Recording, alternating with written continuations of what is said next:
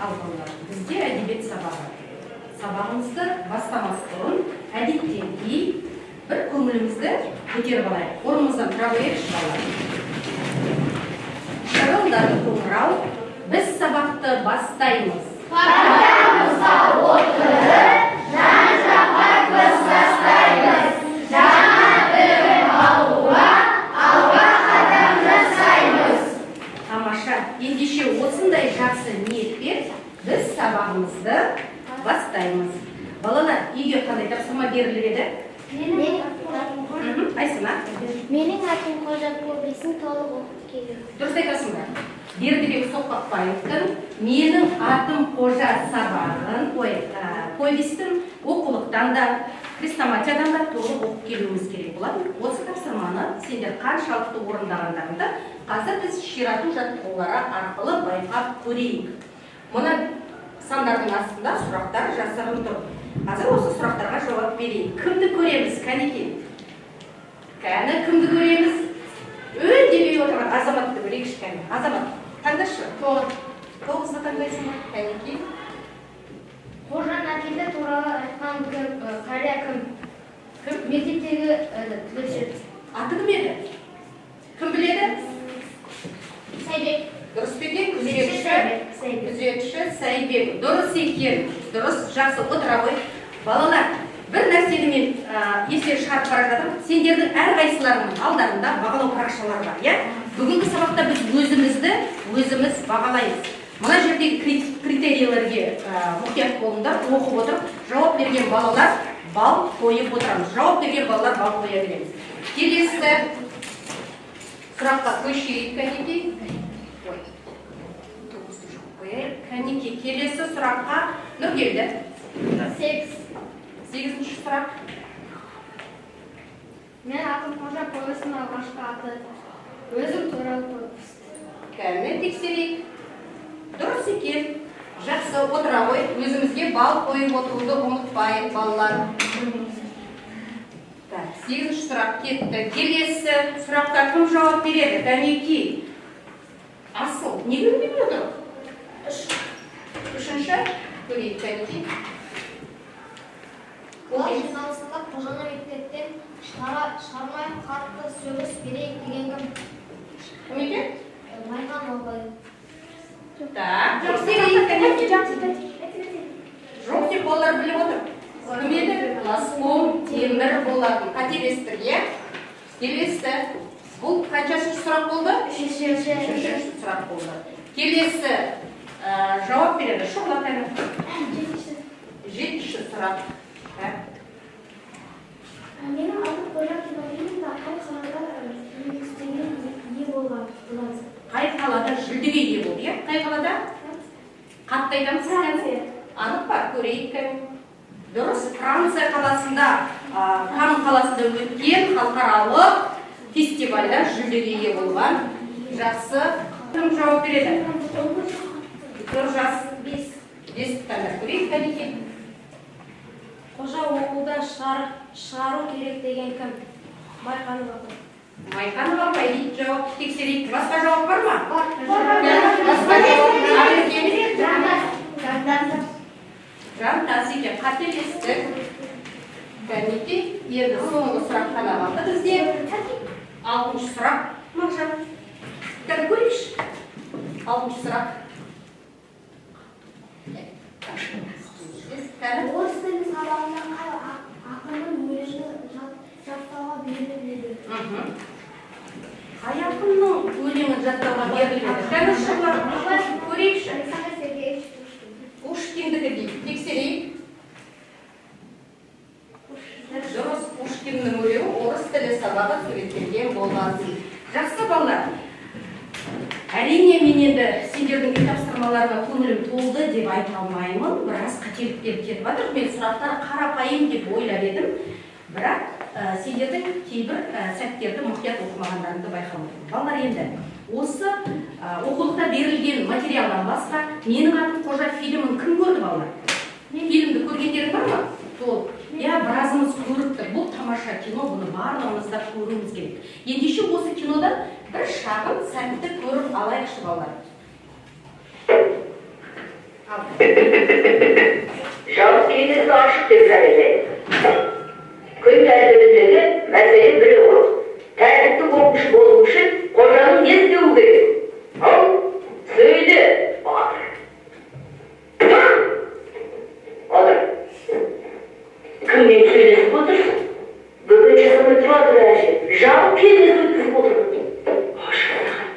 Өзіңмен өзің не сөйлесіп отырсың? Не қылған адамсың әже? Мен кеңесі өткізіп отырмын. Оның маңызы мәселе шыққанда шығуға болмайды. Бірден шошының мәлде айшы жарғым. Не болды шарашығым айшы жарғым. Шарашығы деймін.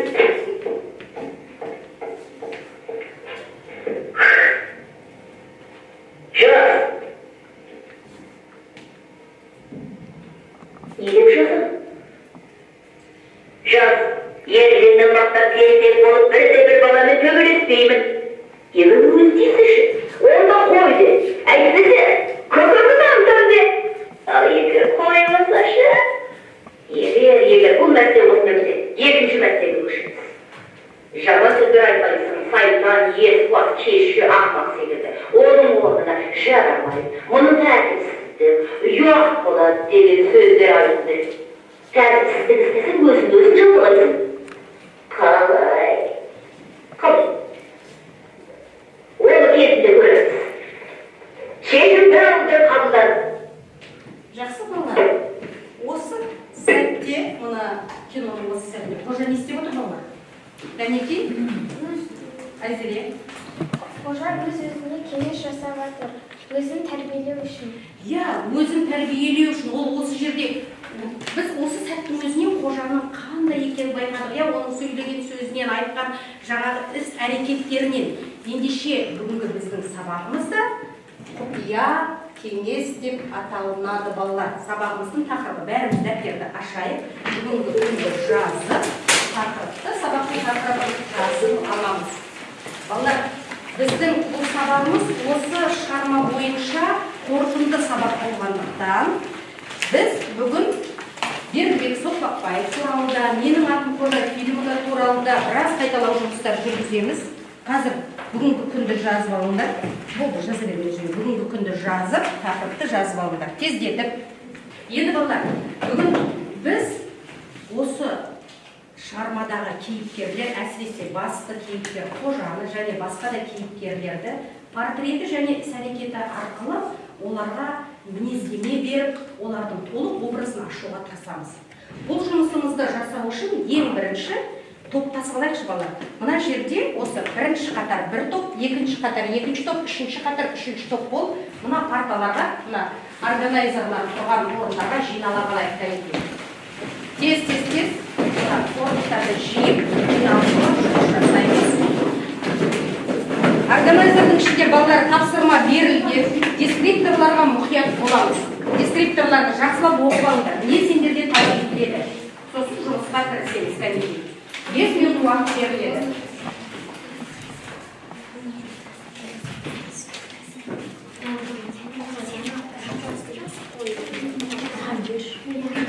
Эстетикалық тұрғыдан да әдемі болуына біраз мән береміз.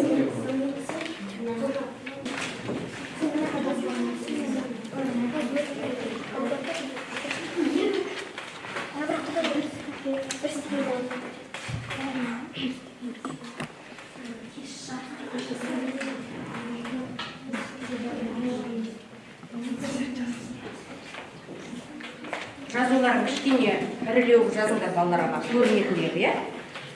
Болды. Енді отыра қалайық орнымызға. Бірінші топтың балаларын тыңдайықшы кәнекей. Балаларға ручка берейін кәнекей. Ал. Біз ақпаратты сіз Кім қоя тұр? Айжұлдыз. Балалар, болды. Жыбырламаймыз. Енді біз топтың қалай қорғайтынын, не жазғанын тыңдайық. Өйткені біз қазір кері байланыс беруіміз керек. Жақсылап мұқият тыңдап аламыз. Кәнекей. Біз ақпаратты сүзіп алу әдісімен қожаның жақсы және жаман қасиеттерін сүзіп алдық. Жақсылары астығы, жамандары төбеде қалып қалды. Жақсыларынан бастайық, мейірімді, өз істеген мойындайды, пысық, ақылды. Біз бұларға мысал келтірейік, мейірімді. Мысалы, қожа өз анасына жаны ашығаннан кейін, өз анасына жаны ашиды. өз істегенін мойындайды. Ол өзіне Майқанова мұғалімнің есігін тас жауып болған мінез көрсеткеннен кейін өзі ойланады, мен дұрыс істеген жоқпын деп. Жақсы, иә, шығармадан мысалдар келтірейік. Жаман қасиеттері өз сөзіне тұра алмайды, тентек, ашушаң, асығыс шешім қабылдайды. Мысалы, ашушаң, ол Майқанова апай мен сөйлесіп тұрған кезде есікті тарс жауып кетеді, иә, ашуланып, сол жерде ашушаң екенін де көрсетеді, жаңағы асығыс шешім қабылдайтынын да көрсетеді, иә? Тағы басқа тентек дегенде не істепті ол тентек болып? Кәнекей? Сұлтанмен бірге барып темекі де шегеді және Майқанова мұғалімінің сөмкесіне құрбақаны салып жіберді. Майқанова кім еді балалар? Оның ұстазы. Сынып жетекшісі болады. Жақсы. Кәнекей, осы топ өзінің тапсырмасын қалай орындапты? Кім береді кәнекей? Кері байланыс. Шұғла, көрейікші? Менің ойымша бұл топ қожаның жақсы жаман қасиеттерін анықтай білді. Осы қасиеттеріне қарай шығармадан мысалдар келтірді. Сондықтан дескриптор бойынша тапсырманы толық орындады. Деп ойлайсыз, иә? Жақсы, мен де солай ойлаймын. Негізі әр мына жерде берілген қасиеттеріне мысал келтіруге болады деді. Енді уақыттар жақсы қодыра қойыңдар, жарайсыңдар. Екінші топтан кім келеді кән? Екінші топты кім қорғайды? Жұмыста екеуің бір келе қойыңдар кән. Қаламдарыңды ала келіңдер, аха.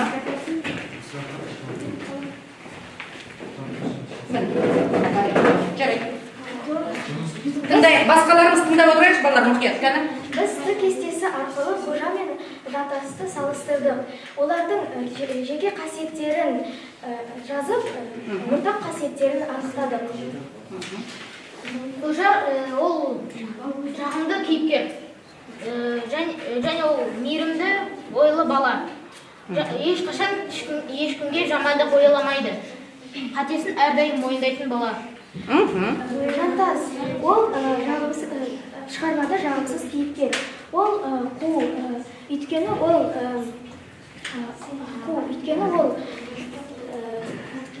Иә? Не істейді? Қу болып не істебеді? орыс тілінде жаттау айтқанда өзінің сол партасының астына кітапты қойып, содан оқып отырады. Өзінің істеген ісін мойындамайды. Мақтаншақ және бұзық. Мақтаншақ және бұзық дейді, иә? Ал енді мына қожаның қасиеттерін сен атап өттің, ең болмаса біреуіне мысал келтірші шығармадан, кәнекей? Ешкімге жамандық ойламайды. Ол Майқанова апайдың сөмкесіне құрбақа салғанда, ол жаман болсын деп ойлаған жоқ. Ол тек нені ойлады құрбақа салып жүргенде? Қызық болсын деп ойлады. Сыныптың бәрін күлдірем, қызық болады, қалай болады? Ал шын мәнінде Майқанова сол кезде не болды оған? Қалып қалады, иә, артынан кейін осы ісіне де қожа өкініп жатады. Кәнекей, балалар қалай қорғады? Кім кері байланыс береді осыған? Асыл, сен ба, кәнекей? Бұл топ қожа мен жантасты жақсы салыстырды. Және олардың жеке қасиеті мен ортақ қасиетін нақты атап өтті. Ортақ қасиетін атап өтті дегенде, ортақ қасиеті жазылды, бірақ аталған жоқ, кәнекей, ортақ қасиеттер қандай екен? Ортақ қасиеті, олар екеуі де бір ауылда тұрады, бір мектепте оқиды, және екеуі де тентек. Екеуінде де тентектік бар. Екеуі бір ауылда бір сыныпта оқиды, бірақ екеуі екі түрлі екен, иә? Жақсы, отыра қойыңдар, жарайсыңдар, жұмыстарыңды өте жақсы орындап шықтыңдар. Ал Қожаның жасы 12-де. Оның танауы үлкен, өңі қара түсті. Жақсы, бұл сипаты екен, кәні. Ал Жанар? Жанар бұл өте жасы 12-де 5-ші сынып оқиды. Өте әдемі, сөзі мөлдірдей. Жақсы. Қожаның адамгершілік қасиеті өз қатесін түсінеді, ақкөңіл, өзін тәрбиелейді, анасына жанашыр. Жанар ол адамгершілік қасиеті тәртіпті, ақкөңіл және озат оқиды және мейірімді. Жақсы. Енді кейіпкерлерге баға берейік. Қожа жағымды кейіпкер. Қожа жағымды кейіпкер. Жанаршы? Жанар жағымды кейіпкер. Жанар да шығармада жағымды кейіпкер. Кәнекей, осы топқа кері байланыс. Айта қойшы, кәнекей. Бұл топ қожа мен жанарды дұрыс сипаттап шықты, және де мінезін берді. Барлығы дұрыс баға берді. Солай деп ойлайсың, иә? Шын мәнінде дұрыс баға беріп шықты, қожаларға, кейіпкерлерге сипатында дұрыс шығарма бойынша жазып шықты. Отыра қойыңдар балалар. Енді міне біз қараңдар қожа туралы, оның мінезі туралы, жаңағы қандай сырт келбетін де біліп алдық, мінезі де қандай екен, жақсы да жаман қасиеттерін жақсылап біліп алдық. Енді балалар, қазір осы енді көз алдымызға елестетейікші, осы бала болашақта осы тентек күйінде қала ма? Жоқ, түзеліп кете ме екен? Сол туралы ойланып көрейік. Ойымызды қазір біз аударыспақ әдісі арқылы ойымызды қағазға түсіреміз. Дәптерімізді аламыз, жұптық жұмыс жасаймыз. Бірінші маған қарап жазарларыңды, мен де түсіне алдым. Қазір сендер жұпта отырып балалар, маған қараңдаршы, мен қарап. Жұпта отырып, сендер мына сұраққа қараңдар. Қожа түзеле ме жоқ па деген сұраққа жауап жазасыңдар. Бірақ бұл жерде ақылдасып алыңдар. Біреу иә, қожа түзеледі, өйткені деп дәлелдейсіңдер. Екіншілер жоқ, мен сенімен келіспеймін, қожа түзелмейді, өйткені деп оған міндетті түрде дәлел келтіріп жазып шығулары керек. Бұл жерде кәдімгідей дәлелді шығармадан келтіресіңдер ма? Жоқ, мен сендерге мына жерде біраз келесі слайдта, мен біраз мақал мәтелдерді осы тәрбиеге байланысты жазып қойдым әдейі. Сендер осыны аргумент түрінде алып қолдансаңдар болады, болмаса да шығармадан мысал келтірсеңдер болады. Жұптық жұмыс ақылдасып, тез арада дәптерге орындаймыз. Ақылдасып алыңдар. Бірінші кім қайсыны қорғайды, кім жақтайды, кім даттайды. Кәнеке, екеуміз жұмыс жасаймыз.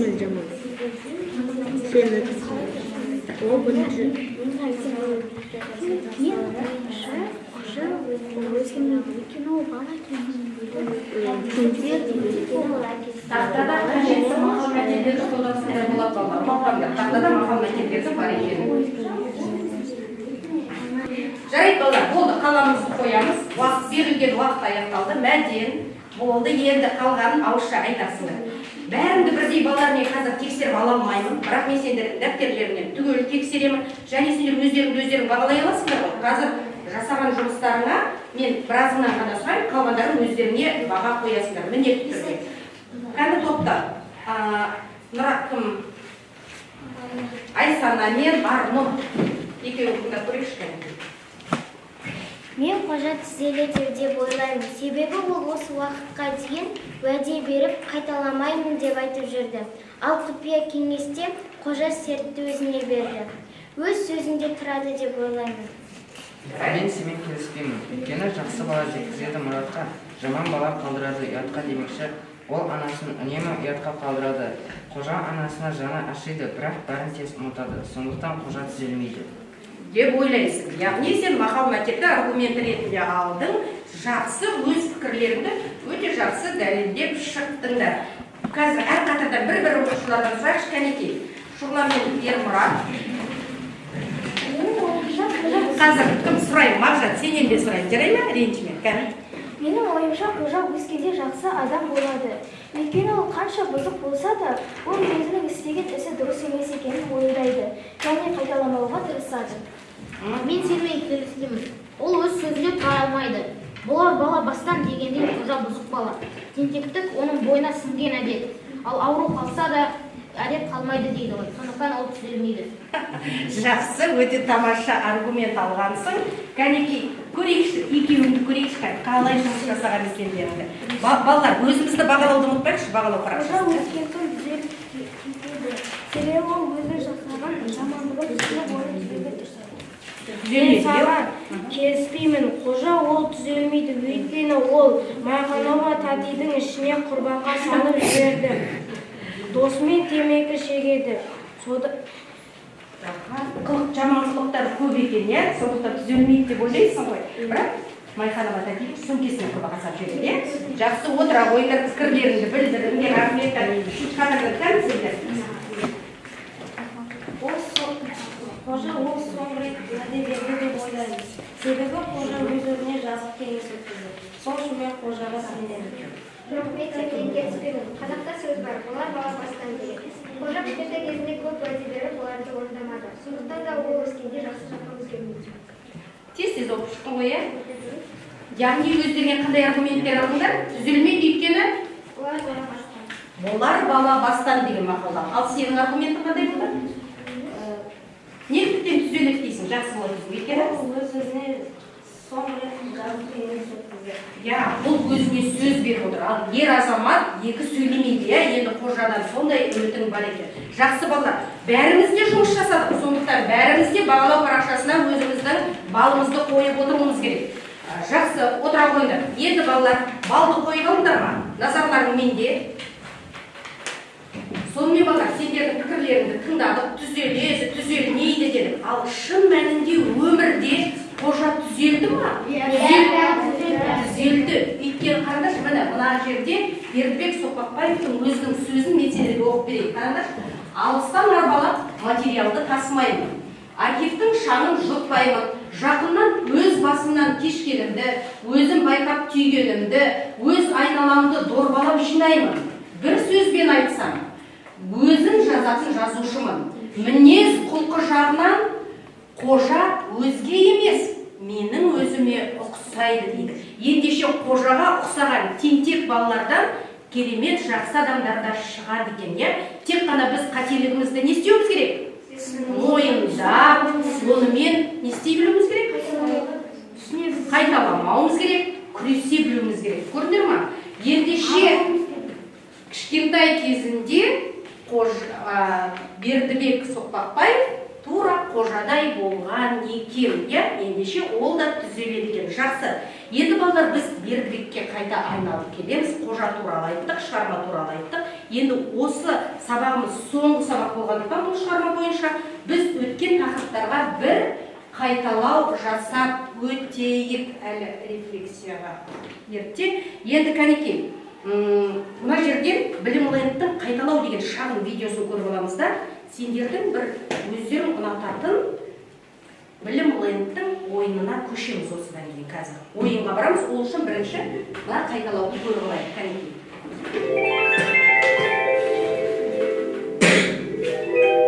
Қайталайық. Бердібек Соқпақбаев. Бердібек Соқпақбаев 1924 жылы Алматы облысы, қазіргі Райымбек ауданы, Қостөбе ауылында дүниеге келген. Ойынын ойнаймыз, бұл жеке жұмыс, қазір әркім өзі келіп орындайды. Кім келеді кәнекей бұл жерге? Кім келеді? Ерболат, келе оқыштай. Тез уақытта ойнайтын ойын. Ары қарай, келесі.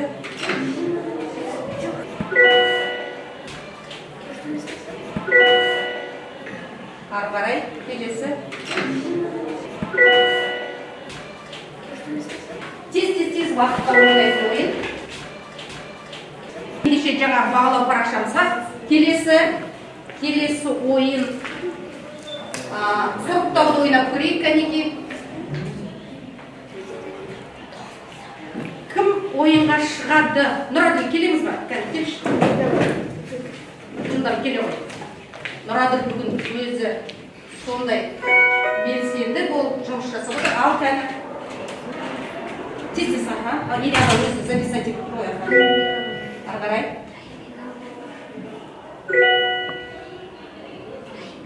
Қайда кетеді? Жылдан уақытын кетіп тұрады. Бірақ жаққа. Тез. Мына салам кезі ба? Кәнеге келесі сұрақ. Қарамаймыз, сала береміз енді. Естіп жатсың ба, кәні? Ендеше, міне сабақтың аяғына да келдік, барлық тақырыпты қайталап өттік. Бағалау парақшалардың қолдарына алыңдар да маған айтыңдаршы. Кім өзіне жоғары бал қойды бүгін? Өзіне жоғары бал қойғандар бар ма? 8 бал, 9, 10 бал қойғандарың бар ма? Толық жұмыс жасаған. Жақсы тұра ғой. Неліктен 7-8 бал қойдың?